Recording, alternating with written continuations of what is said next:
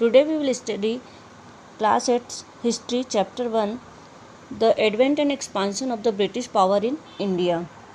भारत में ब्रिटिश सत्ता की स्थापना और विस्तार. In this chapter we will study why did European trading companies come to India. Bharat में यूरोपीय कंपनियों के आने का क्या कारण था. तो सबसे पहले जब सिकंदर या अलेक्जेंडर ने भारत पर आक्रमण किया तब से ही इंडियन हिस्ट्री में कंटिन्यू स्ट्रगल एंड कॉन्फ्लिक्ट यानी संघर्ष भरा इतिहास रहा है. भारत के पास जो है विशाल संपदा या धन संपत्ति होने के कारण कई जातियों और विदेशियों को अपनी ओर आकर्षित करता रहा है. शक, हुण व मंगोल इसके आक्रमण के उदाहरण हैं. इन आक्रमणकारियों में बहुत से या तो आक्रमण के बाद हार कर वापस चले गए अथवा वह यहाँ के सोशियो कल्चरल लाइफ यानी कि सामाजिक और सांस्कृतिक जीवन में भी घुल मिल गए. मुग़ल आक्रमण के बाद भारत के बहुत बड़े क्षेत्र पर जो है मुग़ल राज्य की स्थापना हो गई. मुग़ल काल में मुग़ल राजपूत, मुग़ल सिख और मुग़ल मराठा युद्ध भी हुए. मुग़लों के पश्चात जो है यूरोप की शक्तियाँ या पावर जो थी वो भारत में आई. पुर्तगाली, डच, अंग्रेज और फ्रेंच उनमें मेन थे. व्यापार के पश्चात भी सभी अपना अपना राज्य स्थापित करना चाहते थे और इसलिए ये आपस में लड़ाई करते रहते थे. अंततः भारत का एक बहुत बड़े भाग पर अंग्रेज़ों ने अपनी पावर या सत्ता स्थापित कर ली और जो देसी रियासत थी उनसे भी संध्या करके उन पर अपना अधिकार कर लिया. फिर स्वतंत्रता प्राप्ति के लिए जो है अंग्रेजी शासन काल में इंडिया के लोगों ने मिलकर के संघर्ष किया. इस संघर्ष में भारत की जनता ने सक्रिय रूप से भाग लिया और 1947 में हमने स्वतंत्रता प्राप्त कर ली. आगे के चैप्टर्स में हम पढ़ेंगे कि भारतीयों ने कैसे स्वतंत्रता प्राप्ति के लिए संघर्ष किया. नेक्स्ट है आपका the arrival of the European trading companies to India. Bharat में यूरोपीय व्यापारिक कंपनियों का आगमन कैसे हुआ.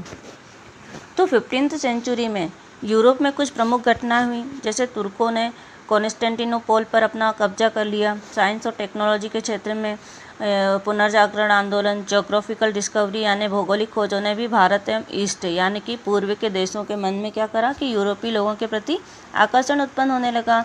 यूरोप में इंडस्ट्री रिवोल्यूशन की वजह से वह लोग नया बाजार तलाशने लगे और इसके लिए उन्होंने नवीन मार्गों की भी खोज की. वास्को डी गामा जो है वो 1492 में और बार्थोलोमेओ डाइस जो है 1487 में भारत में समुद्री मार्ग से भारत के समुद्री तट कालीकट पहुंचा. कालीकट के जो राजा थे जामोरिन ने उनका स्वागत किया. नेक्स्ट है आपका पोर्तुगीज इन इंडिया. भारत में पुर्तगालियों का आगमन कैसे हुआ. तो 1498 में जब वास्को डी गामा जो है भारत आया तब यूरोपीय व्यापारियों के लिए भारत का द्वार खुल गया. यूरोपीय व्यापारियों का भारत के राजा महाराजाओं ने अलग अलग कारणों से स्वागत भी किया. भारत में व्यापार के लिए जो सबसे पहले जो है पुर्तगाली व्यापारी आए. वास्को डी गामा के भारत आने से दोनों देशों के बीच में जो ट्रेड था एक नए युग का आरंभ हुआ व्यापार के क्षेत्र में. 1500 ईस्वी में 13 शिप्स जो थी उनके साथ पेट्रो अल्वारेज कैब्रल भारत पहुँचे. पुर्तगाली व्यापारी ने भारत में कालीकट, गोवा, दमनदीव एवं हुगली के बंदरगाहों पर जो है ट्रेडिंग सेंटर्स स्थापित किए. काली मिर्ची और मसालों का व्यापार पे भी अपनी मोनोपोली यानी एकाधिकार स्थापित कर लिया. और स्थापित करने के पहले उन्होंने कोचीन में दुर्ग की स्थापना की. फिर 1505 में पुर्तगाल की सरकार ने फ्रांसिस्को जो द अल्मेडा को भारत में प्रथम वायसराय बना करके भेजा और 1509 में उसने पुर्तगाली सेना के साथ मिलकर के द्वीप पर अधिकार कर लिया. नेक्स्ट था आपका कि 1509 में जो पुर्तगाली वायसराय थे अल्बुकर्क उसने बीजापुर के शासक यूसुफ आदिल शाह से गोवा को भी छीन लिया और धीरे धीरे पुर्तगालियों ने दमन, साल्सेट, बेसिन, मुंबई, हुगली तथा सेंट टॉम पर भी अधिकार कर लिया. इस प्रकार 1515 तक पुर्तगाली व्यापारी भारत के साथ न केवल व्यापार पर मोनोपोली यानी एकाधिकार प्राप्त कर चुके थे बल्कि उन्होंने जितना भी कोस्टल एरिया था समुद्र का तटीय क्षेत्र पर भी अधिकार करके अपना राज्य स्थापित कर दिया या अपना शासन करना शुरू कर दिया. आपका डच इन इंडिया। भारत में जो डच लोग थे उनका आगमन कैसे हुआ, वो कैसे आए। तो डच जो हैं वो हॉलैंड के रेसिडेंट्स यानी कि निवासी थे। उन्होंने इंडिया के साथ ट्रेड यानी व्यापार करने के लिए डच ईस्ट इंडिया कंपनी को इस्टेब्लिश किया या स्थापना की। फिर भारत में जो है उन्होंने व्यापार करने के लिए डच व पुर्तगालियों के बीच काफ़ी संघर्ष हुआ, जिसमें पुर्तगाली शक्ति कमज़ोर हो गई। फिर डचों ने जो है गुजरात में कोरोमंडल कोस्टल एरिया जो था, बंगाल, बिहार और उड़ीसा में भी ट्रेडिंग सेंटर्स खोले। उन्होंने अपनी पहली फैक्ट्री जो है मछलीपट्टनम में खोली। डचों ने भारत के साथ मिलकर के मुख्यतः मसालों, नील, कच्चे रेशम, लीड यानी सीसा, चावल एवं अफीम का भी व्यापार किया। डचों की जो मुख्य फैक्ट्री थी वो पुलिकट में थी, जहां वह स्वर्ण मुद्रा पगोड़ा को ढालते थे। पगोड़ा ना, डचों ने भारत में स्वर्ण मुद्रा चलाई थी जिसका नाम पगोड़ा था। ब्रिटिश ईस्ट इंडिया कंपनी के इंडिया आने से डच कंपनी के व्यापार को काफ़ी नुकसान हुआ। 1759 में ब्रिटिशर्स और डचों के मध्य वेदरा का युद्ध हुआ, जिसमें डच लोग हार गए और उनकी शक्ति एवं व्यापार को बहुत अधिक हानि हुई।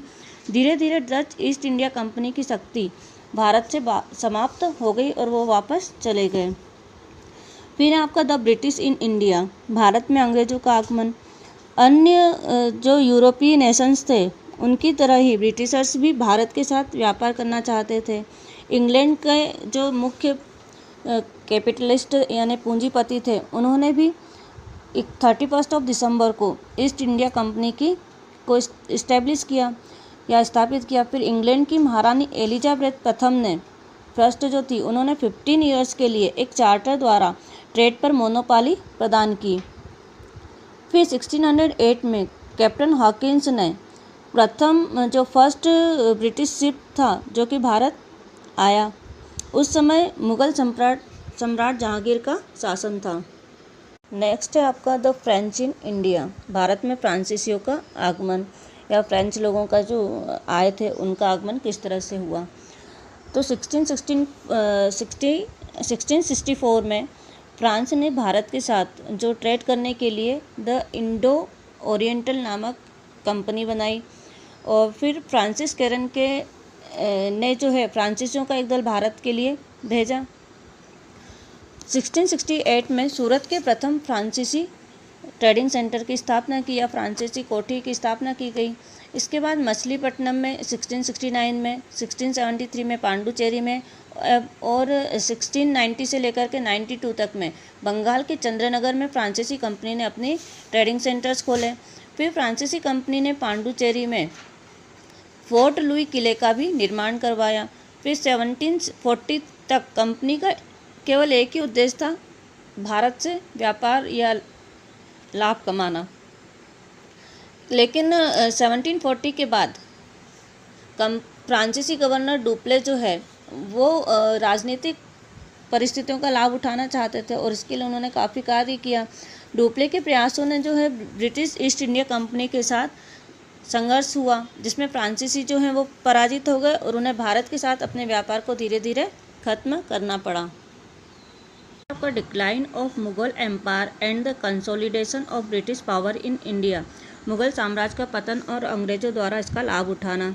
जिस मुगल एम्पायर को बाबर ने इस्टेब्लिश किया था 1526 में और अकबर ने अपने कार्यों द्वारा उसे शक्ति प्रदान की थी या उसे स्टेबल किया था और बढ़ाया था, उसका औरंगजेब की मृत्यु के बाद पतन प्रारंभ हो गया। लोग गद्दी के लिए आपस में लड़ने लगे। गद्दी के दावेदार तो बड़े सरदारों के सहयोग से गद्दी प्राप्त करने लगे। इससे के परिणाम स्वरूप मुगल शासक जो थे सरदारों एवं अमीरों की गलत बातों को भी मानना पड़ा और इस तरह से ये लोग उनके हाथों की कठपुतली बन करके रह गए और इस तरह से साम्राज्य का विघटन हो गया।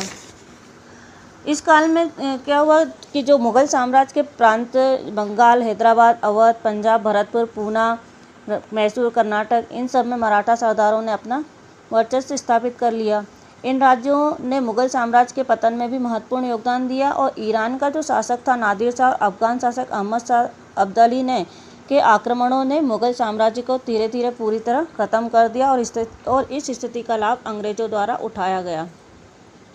East India companies trade with India and business revelry.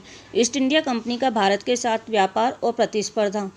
31 दिसंबर 1600 को ब्रिटेन की महारानी एलिजाबेथ फर्स्ट ने ईस्ट इंडिया कंपनी ने भारत के साथ व्यापार करने के लिए 15 ईयर्स के लिए एक चार्टर बनाया या एक अधिकार पत्र बनाया, जिसमें यदि कंपनी के अधिकारों पर चोट करने वाले को दंडित करने का अधिकार भी दिया गया।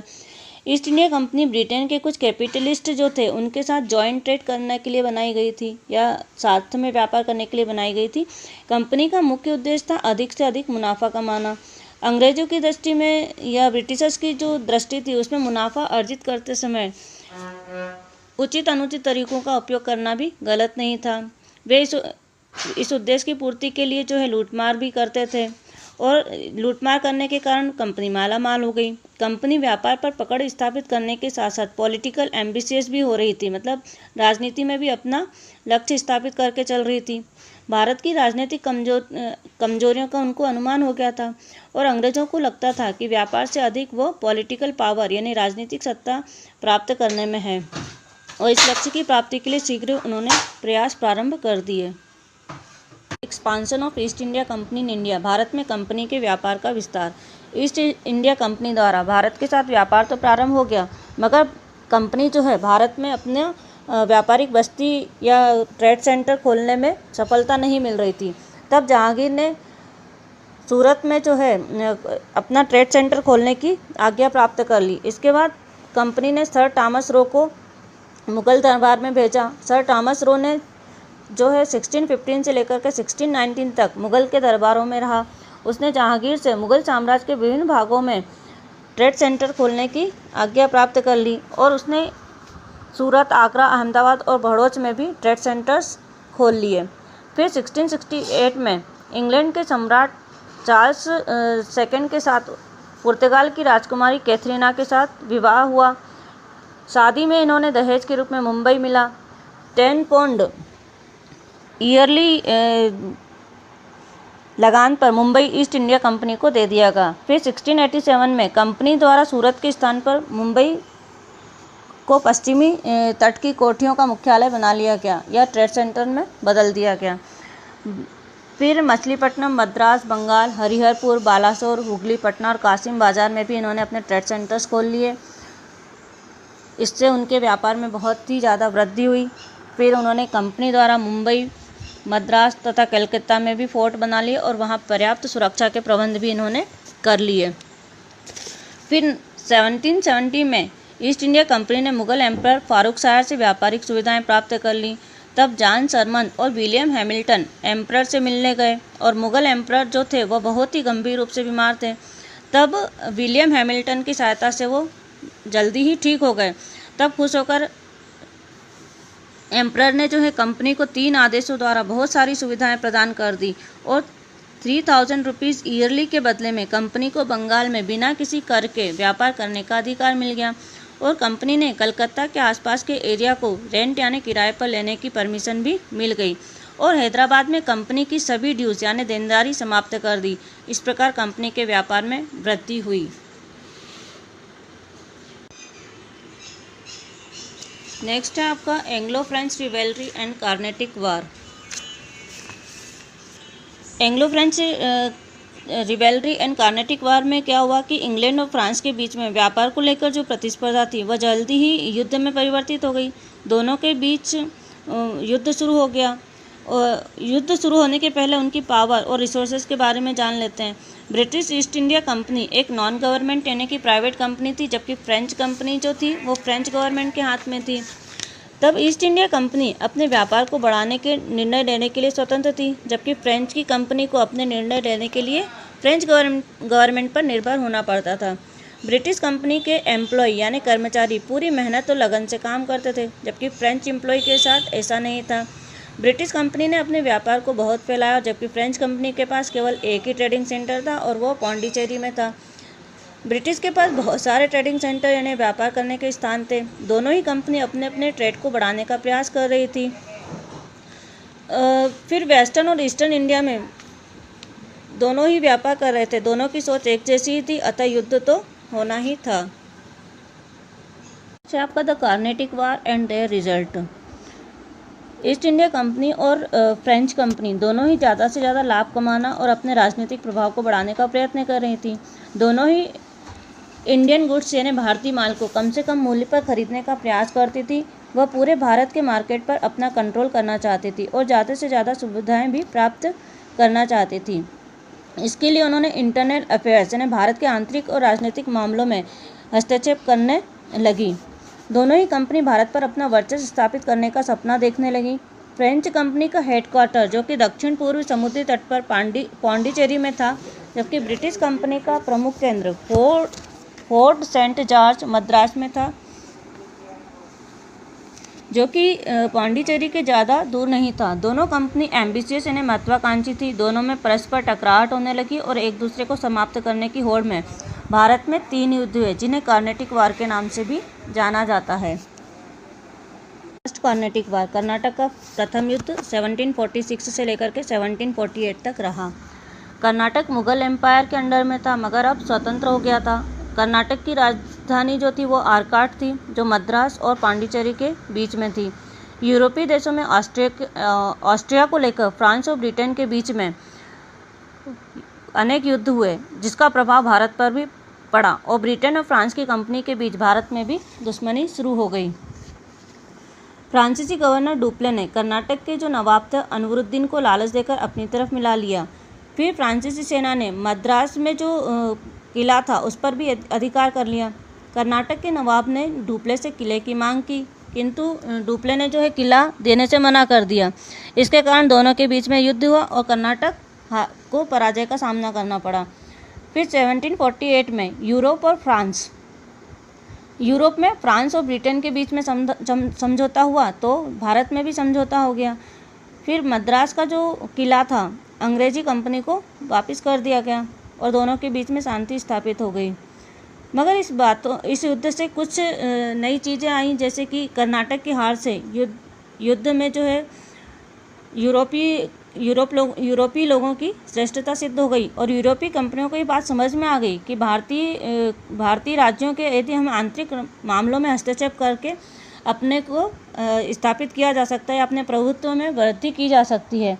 इस युद्ध में दोनों कंपनियों की पारस्परिक ईर्ष्या देश में और अधिक वृद्धि हो गई।